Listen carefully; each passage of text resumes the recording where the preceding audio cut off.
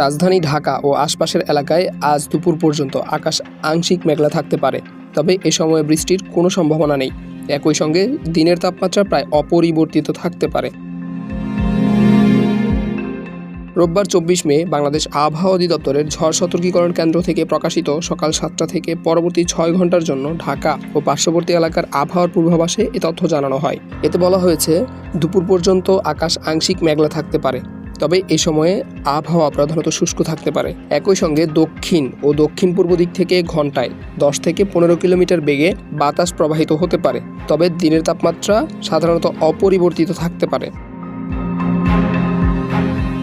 পূর্বাভাসের তথ্য অনুযায়ী আজ সকাল 6টায় ঢাকায় তাপমাত্রা ছিল 29.8 ডিগ্রি সেলসিয়াস। এ সময় বাতাসের আর্দ্রতা ছিল 84%। গতকাল রাজধানীতে সর্বোচ্চ তাপমাত্রা রেকর্ড করা হয় 36.3 ডিগ্রি সেলসিয়াস এবং আজকের সর্বনিম্ন তাপমাত্রা ছিল 29.6 ডিগ্রি সেলসিয়াস। গত 24 ঘন্টায় ঢাকায় কোনো বৃষ্টিপাত রেকর্ড হয়নি। এদিকে গতকাল রাতে প্রকাশিত আবহাওয়ার 24 ঘন্টার পূর্বাভাসে আবহাওয়া অধিদপ্তর জানায়, রংপুর, ময়মনসিংহ ও সিলেট বিভাগের কিছু কিছু জায়গায় এবং ঢাকা, রাজশাহী, খুলনা, বরিশাল ও চট্টগ্রাম বিভাগের 2-1 জায়গায় অস্থায়ীভাবে দমকা হাওয়া ও বিদ্যুৎ চমকানো সহ হালকা থেকে মাঝারি ধরনের বৃষ্টি বা বজ্রসহ বৃষ্টি হতে পারে।